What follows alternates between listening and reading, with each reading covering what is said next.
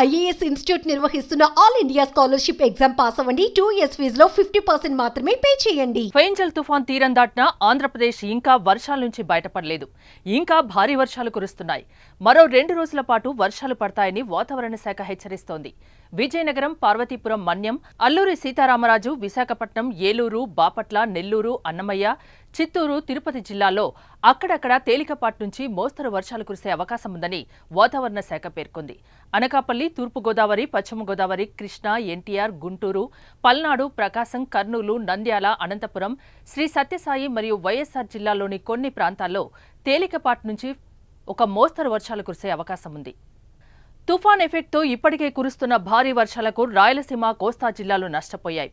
Fengal తుఫాన్ ప్రభావం ప్రధానంగా చిత్తూరు, తిరుపతి, నెల్లూరు, అన్నమయ్య, బాపట్ల జిల్లాలపై పడింది. రైతుల పరిస్థితి మరీ దయనీయంగా ఉంది. రైతులు తీవ్రంగా నష్టపోయారు. వరి, పత్తి, మరికొన్ని పంటలకు నష్టం వాటిల్లింది.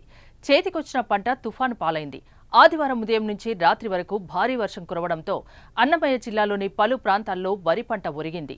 మరో 2 రోజులు వర్షాలు కొనసాగుతాయని వాతావరణ శాఖ తెలపడంతో టమాటో పంటకు నష్టం వాటిల్లే ప్రమాదం పొంచి ఉందని రైతన్నలు ఆందోళన చెందుతున్నారు. చేతికొచ్చిన పంట తుఫాను దాటికి నేలమట్టం కావడంతో ప్రభుత్వమే తమను అన్ని విధాలా ఆదుకోవాలని కోరుతున్నారు.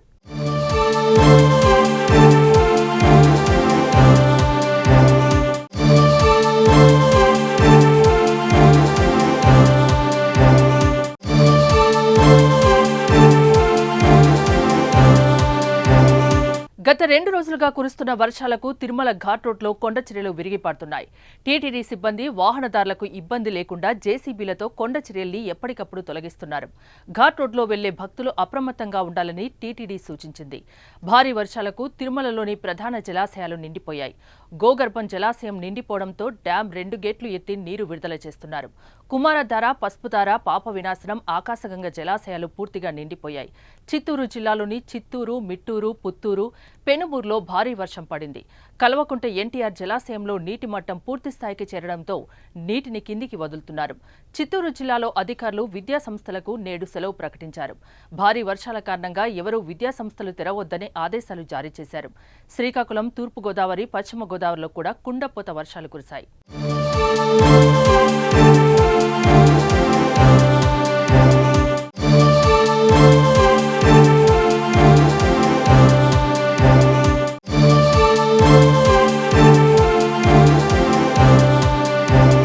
ఫెంజల్ తుఫాన్ ఎఫెక్ట్ తెలంగాణపై కూడా పడింది. సోమ, మంగళవారాల్లో అక్కడక్కడ మోస్తరు నుంచి తేలికపాటి వర్షాలు కురిసే అవకాశం ఉందని వాతావరణ శాఖ వెల్లడించింది.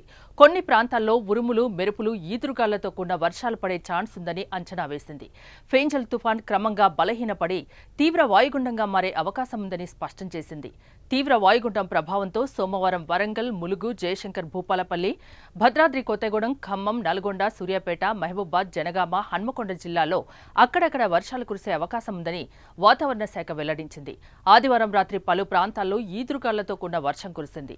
దీంతో రైతులు ఆరబెట్టిన ధాన్యం తడిసిపోవడంతో లబోదిబోమంటున్నారు.